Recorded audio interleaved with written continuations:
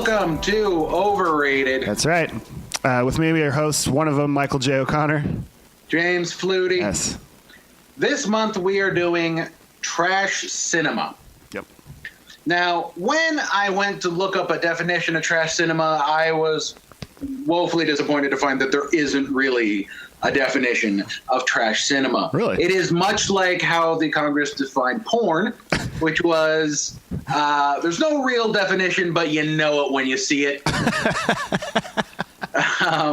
It's usually low budget. There's usually some overly sexual moments in it, oftentimes exploitative, meaning that they're taking advantage of some sort of trend and trying to throw as little money at it as possible to try and make some sort of profit. Yeah. The vast majority of them are liked only by a niche group of people. Some of them, however, break out. Great. Some of them have people attached to them that become superstars, like our first film, Yes. Meet the Feebles. That's right.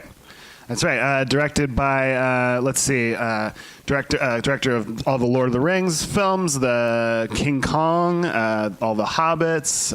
I'm sure there's Lovely Bones. Yeah, Lovely Bones. Oh my gosh, Peter Jackson, who before he was this mega, in charge of all these epics, made some pretty fucked movies. For lack of a better word. Started with making, and this is one of the things I love. I get it from Sam Raimi has a similar trajectory. Yeah. Oh, yeah. And they're just two guys who love film. Right. They love movies. Peter Jackson started by making goofy little special effects films as a kid with his home video camera. Right. And he would spend hours and hours making models. And then he moves on to Bad Taste, which is this film that took years, and it is ridiculous. And he thought it was going to be a 10-minute film, but he just kept adding to it. Right. And then from there, he got a modest budget to make Meet the Feebles. Yep. Which is a puppet film that tries to be as gross and insidious as possible to pull humor out of the combination of those two things. Yeah. I mean, it really is like... I wish that I could come up with a better comparison for it, but I mean, it's like if you were trying to watch the Muppet Show, but you had like a really bad flu. You know what I mean? Like a really high fever. And you were on mescaline. Yeah, dude. Like I made the mistake because I watched it like a few weeks back. And we didn't get a chance to do this until now. So last night I was like, oh, I'll get a refresher. I'll throw it on. And I fell asleep watching it. And that was a huge mistake because it was playing kind of in my sort of not quite asleep state. And it really, I woke up feeling weird today. That's how I watched Dune. Years and years ago, and I would wake up, see an image, go what, and then fall back to sleep. And I don't want to rewatch it now. Right? That was such a weird, unique way to watch that scene. Right. So I think I can. Meet the Feebles would be a good one to do that with. Yeah. Yeah. I mean, it's just the thing that struck me about it because I saw it like a long time ago, and immediately like it speaks to my interests, man, for sure. Like it. It's dark. Oh, it's so dark. You know, there's a puppet that's a junkie that is going through withdrawals. There's puppets having sex. There's puppets throwing up. There's puppets ejaculating. It is fucking crazy. And the thing that I was reading about it is it was originally going to be a TV show. Yeah, which, but then he started making it, and the TV, in New Zealand, there's like a film commission, and they were like, yeah. Absolutely not. No. Yeah. Which is funny too, because that's sort of the plot of the movie. Right. I mean, so that's, Yeah. I love it. I really do. And it's funny. I asked my wife, I was like, oh, do you want to watch this? And she was like, once is enough. I've seen it before. I saw that 2 years ago. I never seen you see it again. Yep. But yeah, my first introduction to Peter Jackson was what we here in the States know as Dead Alive. Right. but which many other people know, I think, is Brain Dead. Yep. Which I absolutely loved. Oh, it's great. When I was a kid. Fell in love with it. And then I found out he made Meet the Feebles. And I found it out because of an interview with Elijah Wood, I think it was, years and years and years ago. And he was just saying how much he loved this insane puppet movie that he saw. Right. He's like, it's all over the place. Puppets having sex. And I went, Peter Jackson, puppets having sex. I'm in. Yeah. And I saw it. I think I remember liking it, but I remember so little. Right. Because I was very young, like far too young to be watching that film. Oh, that explains so much. Yes. Yeah. I think I've said this about 4 times during our different episodes. Like, no, I should not have been exposed. But it's sort of interesting now that, Elijah Woods ends up later in his big blockbuster films. Right. Yeah, of course. Of course. Is one of those little people. I just, I wonder, I'm sure that there's a story to it, but I wonder what it was about things like Bad Taste and Dead Alive and Meet the Feebles that the people who were financing these gigantic Lord of the Rings movies were like, this is the guy, because it's so stylistically different. Because it does seem like he went from, like, we'll have to look up his filmography. Sure. But in my memory, he goes from Dead Alive to Lord of the Rings. Right. Yeah, me too. Like, I remember thinking, like, Peter Jackson. Right. Yeah, and it was the same thing with Sam Raimi. It was like suddenly he's doing Spider-Man. Right. And you're like, where was the in-between? Yeah. For real. Let's see. To be fair, like, both of those paid off. Yes. They both did phenomenal jobs with it. And it might have been because you get these directors that have to prove themselves and have to make this, might be thinking this is my legacy at stake. Right. Career at stake.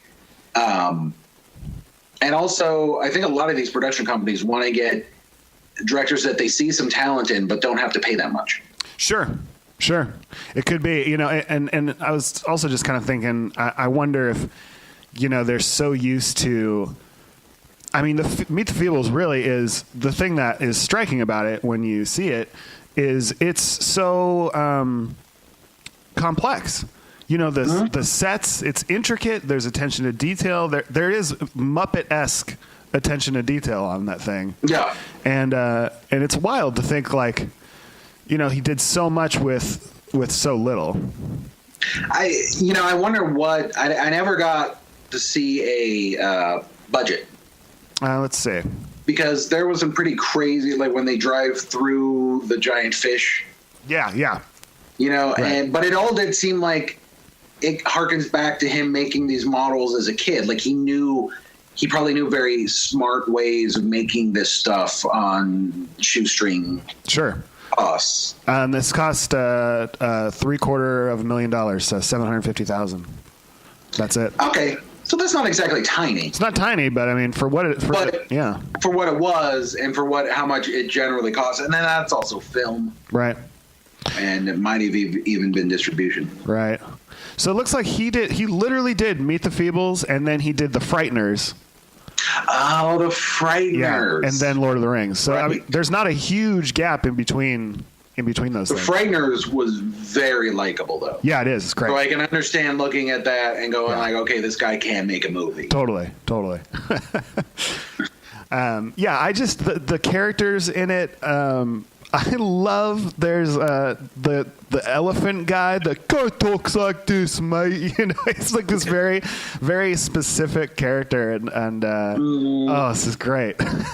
And just the hokey joke that he denies it's his kid. Yeah, I know. Yeah, exact combination of him and the other animal that he has, and of course the other animal, this giant elephant had sex with this very tiny, I think it was a Pomeranian dog. Yeah, I think it's something like that.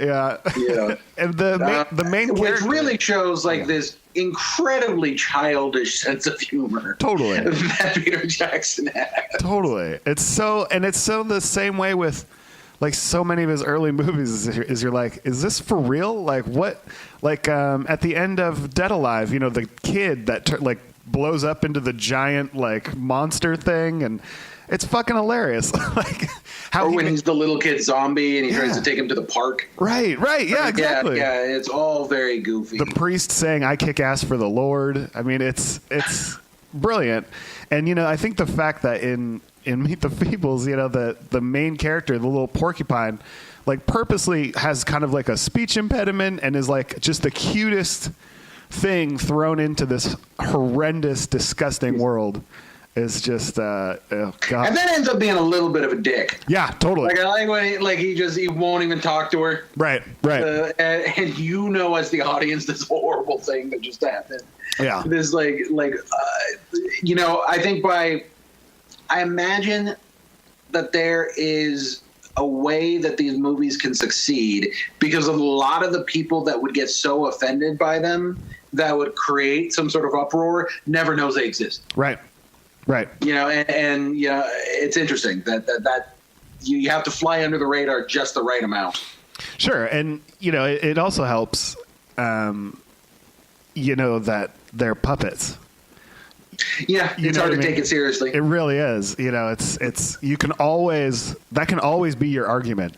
You know, if someone's offended by something in your movie, and it's with either I think animated has kind of a similar, you know, out. It's a cartoon. Yeah, it's a cartoon. You know, as much as I'm not a fan of Family Guy, I have heard Seth MacFarlane say people that get offended by things that Peter Griffin does. He says, A, he's a cartoon. And B, he's an idiot. You know, and that can get you a long way in the same way that you know they did with Archie Bunker. You know, like he's an idiot. So you know, who cares what he has to say? And we make that pretty clear. I think that there is a little bit of a cop out. You know? Oh, agreed. Like, yeah, you know, I don't have to take responsibility for what I write or how it's perceived. Yeah, agreed. But it does work, and I think it also works well with, you know, well, they're not real, so yeah. I don't know what to tell you. If this is a reflection of your life at all, that's on you. It was Ricky Gervais recently made that show where he played someone who probably had autism. Yeah. And a lot of people got outraged after the first episode or the first airing of the first season. And, you know, they're like, you're making fun of people with autism. And I believe his response was, it's too bad there isn't a fictional doctor to fictionally diagnose this fictional character. Right. Which I think is, again, it's a lazy rebuttal. Yeah. But it is fair that, you know, you're projecting onto this character. Sure. Although I will say I did watch that entire show because I'm a Ricky Gervais fan, and it was just too sad. I thought it was quite well done, and I think that if you just watch like a clip of it, you know, then you're gonna be like, oh, this is kind of uncomfortable. What I found very interesting is I watched that show and I watched Hello Ladies, which is Stephen Merchant's. Yeah, it was great. Yeah. And I found that Ricky Gervais is very good at having heart. Yeah. But it's not very funny. Not very funny at all. They're like, there's a few good jokes, like a few really good moments, but long pauses. Right. And it was quite the opposite with Stephen Merchant, where there's not, the heart really comes on as sort of tacked on. It doesn't really hit you, but there's so many funny moments. That's a funny show. And therefore you have extras and you have The Office. You have this perfect combination of these two people when they get together. Yeah, absolutely. So I am kind of curious about, the idea of trash cinema, and because that is specifically something that is applied to, like you're saying, you know, things with, typically I think one thing that they all fall under is a low budget, you know, definitely, and exploitative. And I was kind of, for some reason, maybe it's just the way I see it, but I was kind of surprised that you suggested this one for trash cinema, because in my mind it is so kind of expansive. But then when I rewatched it, I was like, oh well, that puppet's jizzing out of its mouth. That's right. I remember now. You know, that fly is eating poop. Right. Yeah. There's a lot of moments. Right. There's a massacre at the end. Oh yeah. Which is very. I think there's a few, like our next film, our next episode is Glenn or Glenda. Right. And that one I was sort of on the fence as to whether put into trash cinema, although I've seen it on lists of trash cinema. And then when seeing it, I went, oh, okay, I can see why. Same here. Yeah. There is this weird thing where you're not really sure what belongs in what. Yeah. Another element of trash cinema, though, is the circuit. Was it being shown at drive-ins and in grindhouses? Interesting. That makes a really big difference as to whether someone would classify something as trash cinema. Right. Yeah, that makes sense. If you're just taking it on the road, or yeah, exactly. That not in a traditional, not released in a traditional way.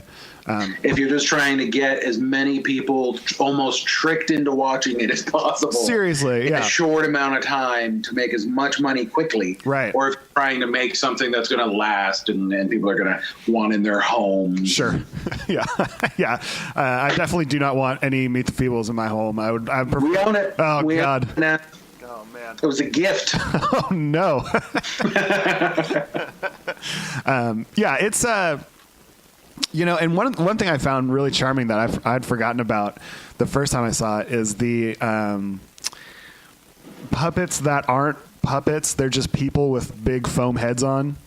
Which is very akin to bad taste. Yeah, I love that. And in fact, there's a bad taste alien in the crowd. Peter Jackson's in that Alien. Yeah, Peter Jackson's in there. Yeah, that's right. Awesome. I just thought that was so clever. Like the weird bulldog character. Mm-hmm.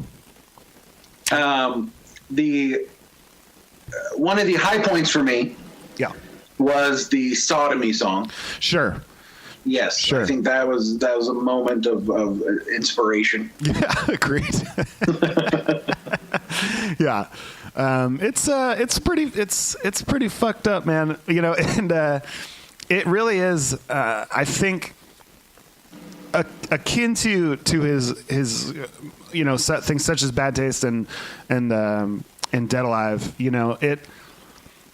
It doesn't have.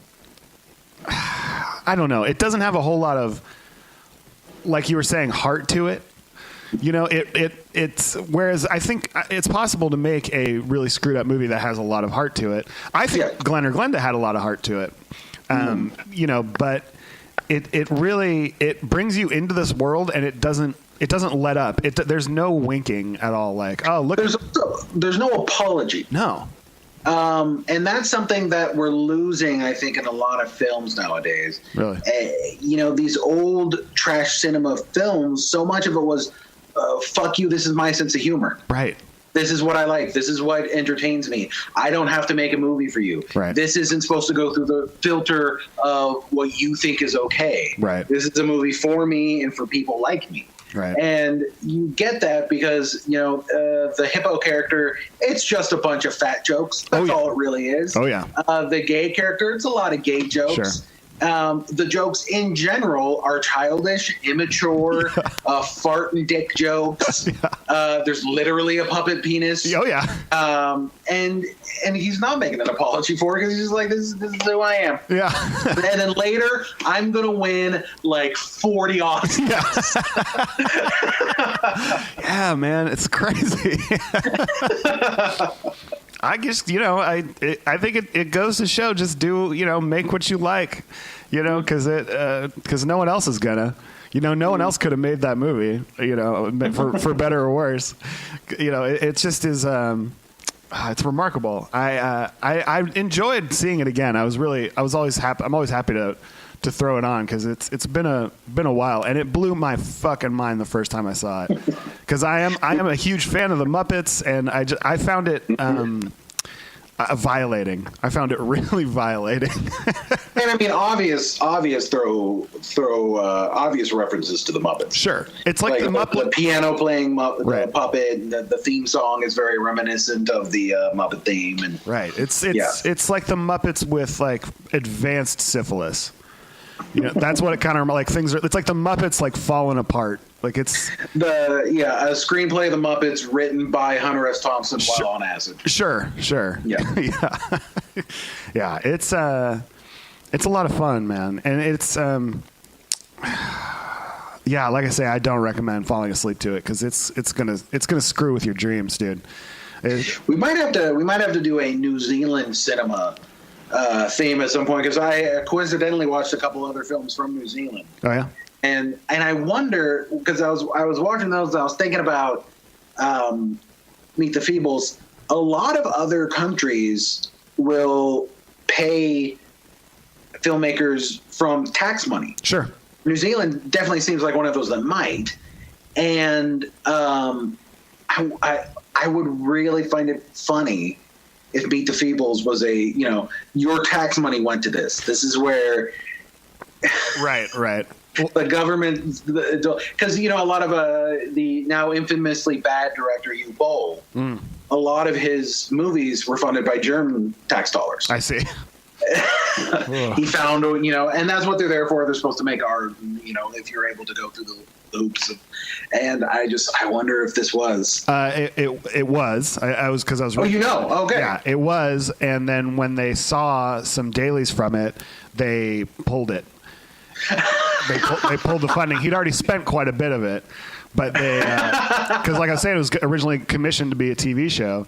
They saw the script and were like, yeah, absolutely not. But make it a movie and we'll do that.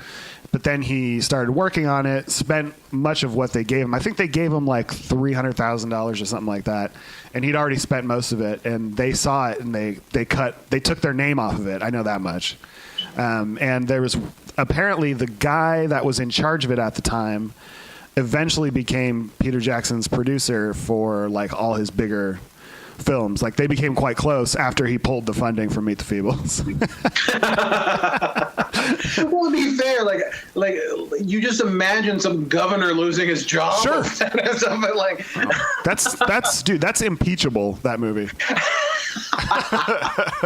Well, we're slowly learning that nothing is impeachable. Sure. Well, yeah. But they might be a little more level-headed in New Zealand. I don't know. New Zealand. I'm not sure. Yeah, that's really. There's an old Kids in the Hall sketch called "Screw You, Taxpayers." Love it. Yeah. They just keep doing these things that obviously cost more money than they need to spend. Right. And it's because it's funded partially by tax money. Right. That is, you could rename Meet the Feebles, "Screw You, Taxpayers." Totally.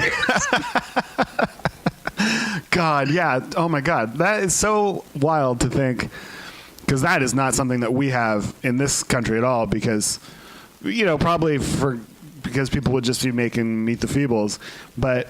To think that there's some farmer somewhere who technically, who has worked his entire life, paid his taxes, done everything right, God-fearing, and he's technically an executive producer of Meet the Feebles. For probably what would constitute like 45 cents. If that, right. Yeah, but nonetheless. Uh-huh. It's the principle of the thing, God damn it. He's basically like this, like one step below Amish Mennonite level, religious piety. There's got to be the Feebles. Yeah, there's got to be. It's also interesting, and I wonder, because I've seen some. I like. What's that guy's name? He did Boy. And he's a New Zealand filmmaker, Taika Waititi. He did What We Do in the Shadows. Have you seen What We Do in the Shadows? Yes, What We Do in the Shadows is fantastic. He's like the main vampire in that, and he directed that. And I wonder if it's because, now I don't know a whole lot about New Zealand, but I do know that like as far as like media that they produce, I do know that like currently they only like their TV only has like 6 or 7 channels. There's not a whole lot of media going on. And this is just stuff I've learned from like watching interviews with like Flight of the Conchords, But I wonder if it is because these really original things come out of there because there's not this constant. I'm sure there is much more now, with the internet and whatnot. You can see anything.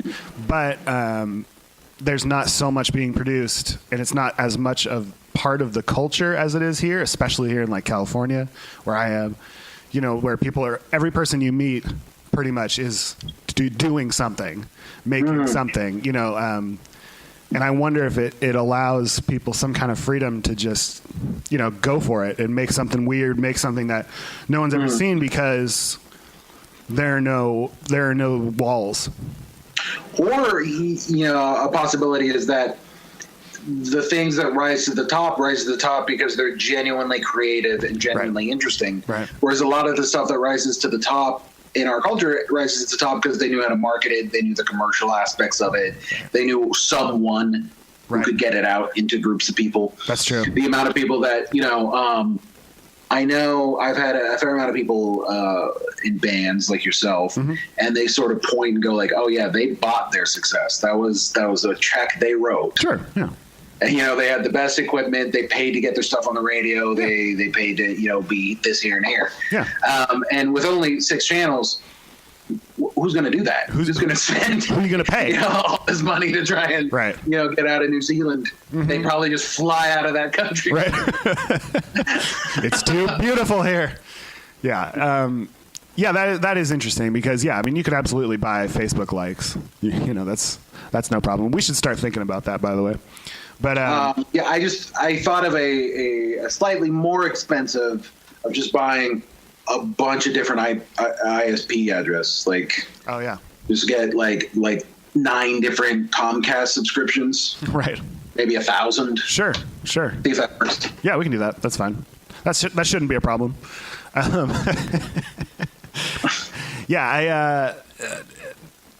an interesting thought. That maybe it is just that because there is not that much being made, there aren't as many outlets for something getting noticed so much as only being quality or only being different. Word of mouth. Yeah. Right.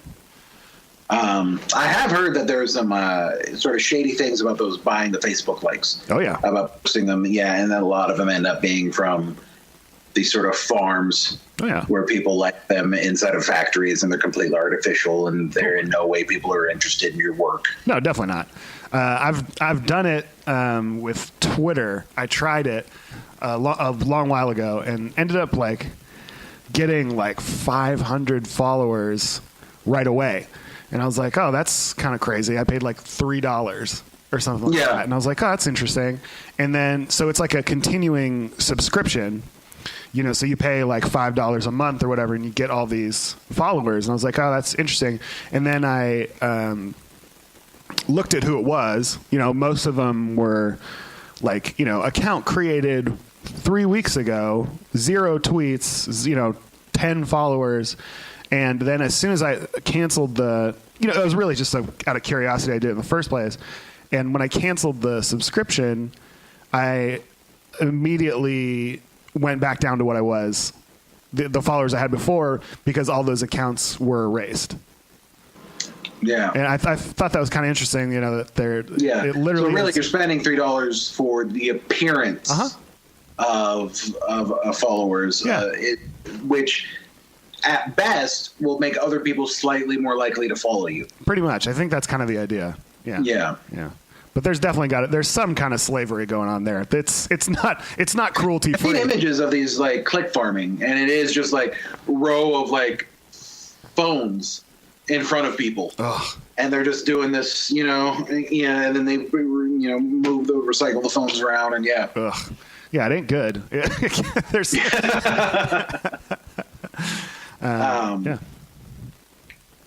which I guess really harkens to the part of the appeal of trash cinema. Yeah.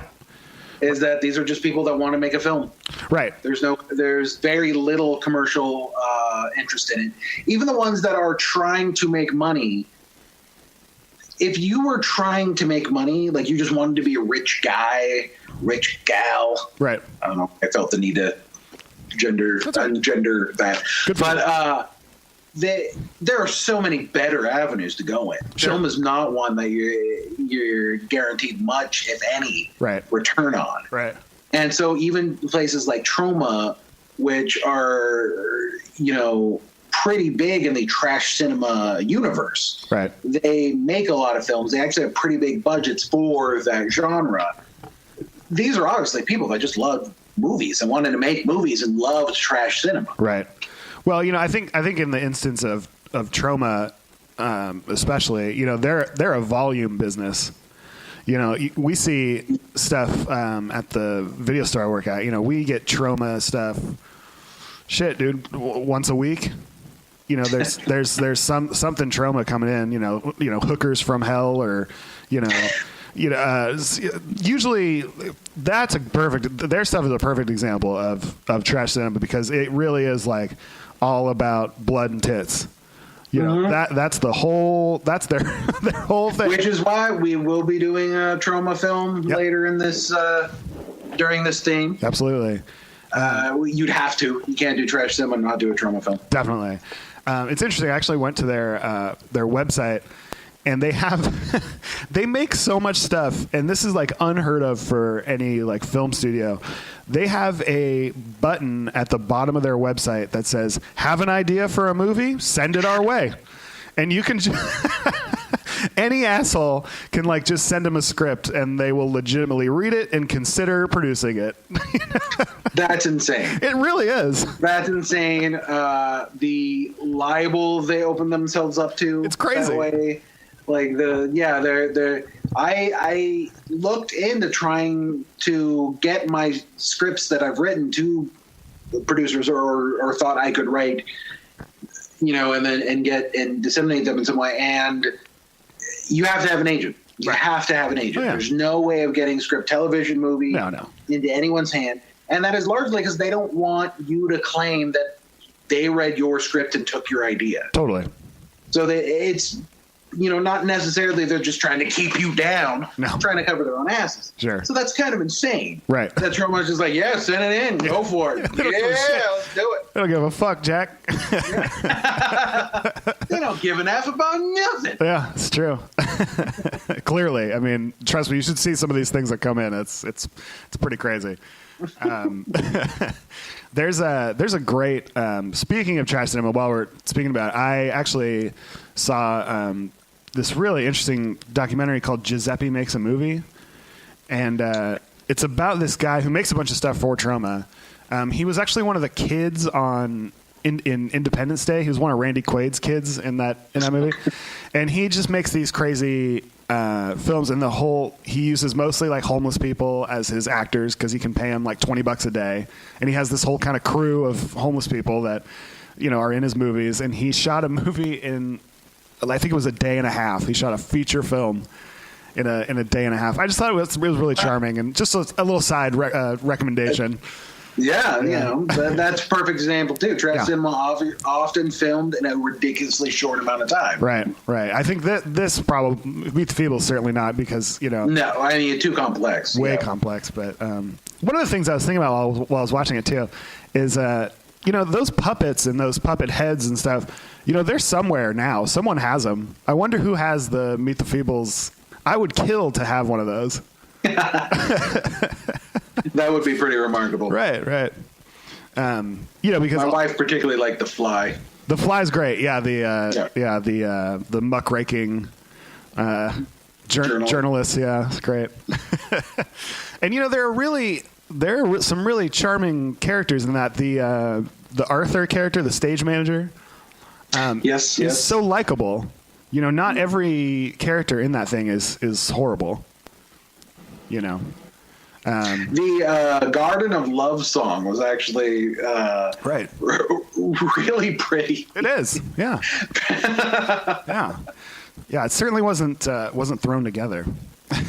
And then the ending where they sort of do this National Lampoon's still shot, tell you what happened to them later thing. That was interesting. Yeah. Especially with the character that supposedly murdered all these people. And she's just out there. She's doing good. She's cool. Right. Works at a grocery store. Yeah. Yeah, it's weird, man. Is that where, because apparently if that was indicative of that culture, if you want to go on a killing spree, New Zealand's the place to go. Totally. Because you spend a little time in prison and then they set you up. Yeah, and then you go work at Whole Foods. You're fine. Yeah.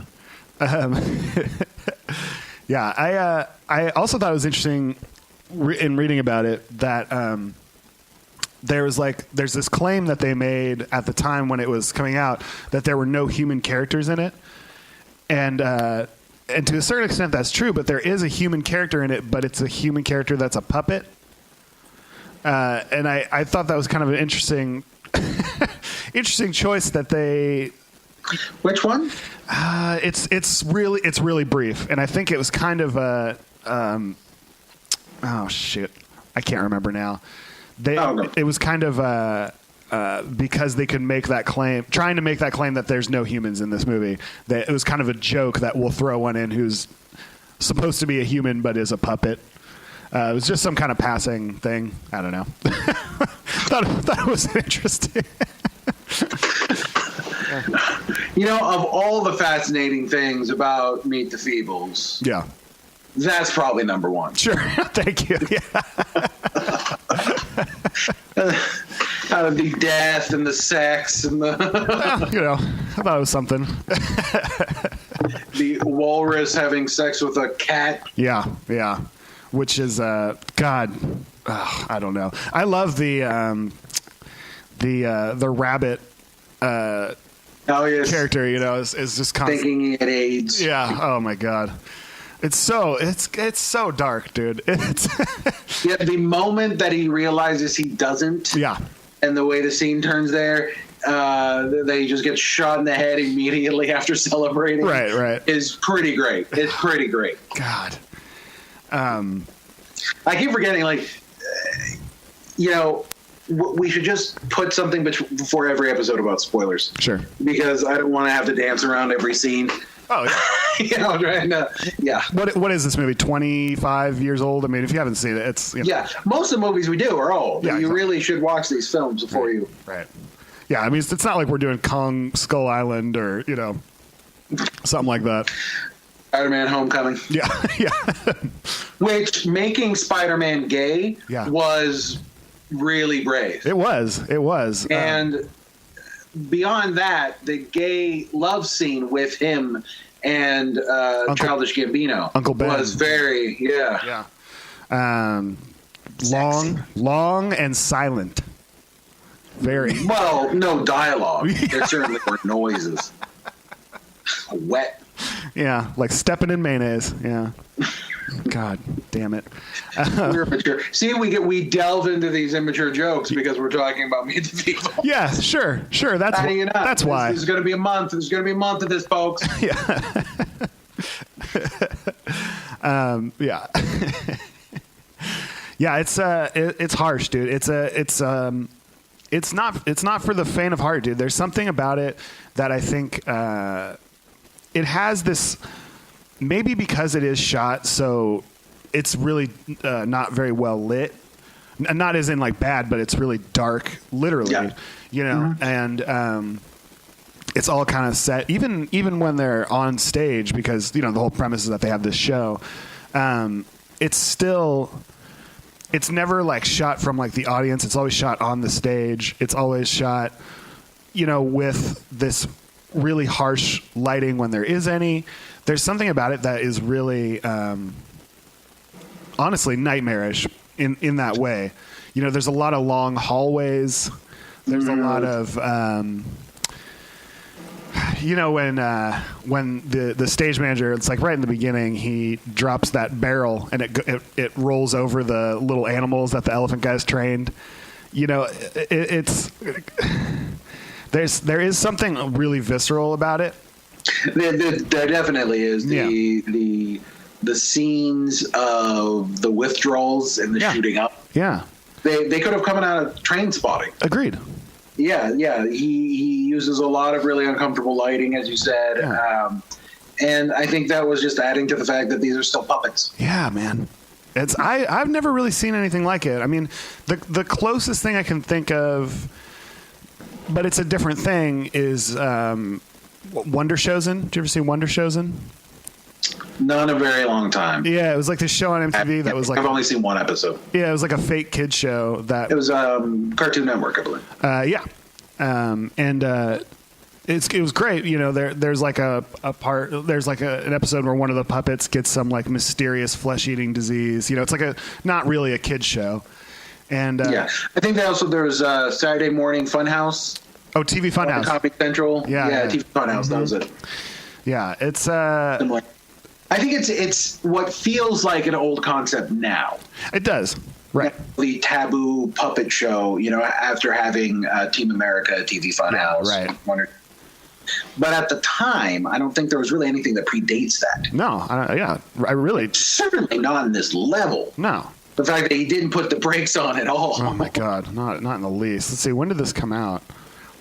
Meet the Feebles. 1989. Yeah. Yeah, I mean, that's... I mean, the Muppets were still going. It was a current... Yeah. Oh, God. Steve Martin had just recently done a cameo in a Muppet film. Right. No Steve Martin cameo in Meet the Feebles. No, which is a shame. I would like to see that. No celebrity cameos at all in this. No Charles Grodin, nothing. No, yeah, I was... Although I think if there was someone that could have done a cameo, it would have been Charles Grodin. I could see that. He could have fit. Yeah. Yeah, it's just it's a ride, dude. I had one of those moments where I was trying to add to the joke but could not remember a name. Oh. So I just went silent. But a musical number by John Denver would have been great. It would have been. That would have been something. Apparently, I've heard that John Denver was an actual legit party animal and a real psycho. And yeah, interesting. Yeah, apparently, I had a buddy of mine who grew up in Colorado, and he was saying that John Denver would come to town and speed around town with hookers and blow. Legit. I mean, that sounds like a joke, but it's not. Yeah, good for him. Yeah, I mean that also sounds like something someone says. Sure. Yeah, absolutely. Some guy saying this thing happened isn't much. Yeah. But there's certainly, as much as I sometimes complain about the sort of culture of attacking people and how the internet makes everything permanent so you can relive the worst things you've ever done for the rest of your life. There's something about how celebrities can't get away with that kind of stuff as much anymore. Right. We did find out a fantastic example being Bill Cosby, that there are these people that live these completely alternate, horrible lives, and they weren't even that secret. No. But you could make things disappear. Right. And now with the internet, you can't make things disappear anymore. Right. Well, you're finding out these things. I certainly, when I speak about John Denver, I certainly don't see that as a negative. I think that makes But it does go against sort of, that would mean that in many ways he was selling a representation of himself. Sure. And part of the sort of, I think a lot of what people love about John Denver is that this seemed very genuine. Thank God he's a country boy. Yeah, that makes sense. And then also, you would have to assume that Rocky Mountain High was about drugs. Right. And maybe all these uptight people censoring it were in fact correct. Yeah. We made them out to be the bad guys all these years. Yeah, exactly. Yeah, man, I got to say, I enjoyed rewatching this, and it maybe I actually ordered a Meet the Feebles t-shirt because of it. That was like the logo of the show, because it's one of those. Great. Yeah, it's one of those things that what I particularly loved about it. Mm-hmm. What I particularly loved about it was that I saw it, and the entire time I'm watching it, all I could think of was, this is a guy that loves movies. Yeah. This is a guy that wants to make movies, and that's it. There's no concept of trying to make it big, although I'm sure he did want to do that. Right. It was just, I love making film. Right. And it is like we were saying, it's not such a huge jump from that to something as expansive and detail oriented as Lord of the Rings or The Hobbit or King Kong or something like that. It's really not a huge jump. It's just a different kind of source material for sure. But those skill sets are still there. You still need, especially with having funding being pulled, part way through and stuff like that. Yeah, I mean, that just shows the ability to roll with the punches and make something despite obstacles. Yeah. Right. Which is, I mean, how much of filmmaking or doing any sort of project, that's 80% of it. is still staying true to a vision. So I think I speak for both of us when we say we recommend it. Yep. If you decided for some reason to watch this or listen to this podcast or watch this whatever we're doing with this crazy show, before watching it, go watch it. Yeah. Sure. It's a remarkably original film. It is remarkably technical while being childish. Yeah. And it led to this incredible career for a director that has won numerous Oscars after having made this film. Right. And it's completely overrated. Completely. 100%. Everything we just said is just blowing smoke up old Pete Jackson's ass. Overrated. Just hoping he'll do a cameo on our podcast. Yeah. He might live from his golden tower somewhere. Where it's right under a giant eye. Yeah. Nothing sinister about that. All right. Thank you guys so much. Yeah, next week, Glenn or Glenda. That's right. Absolutely. So, Ed Wood. Go watch it. Watch the Tim Burton film about him. Watch Plan 9 from Outer Space. Yep. But make sure to watch Glenn and Glenda so we can talk about it next week. Sounds good. Until then, I'm Michael J. O'Connor. James Fluty. All right.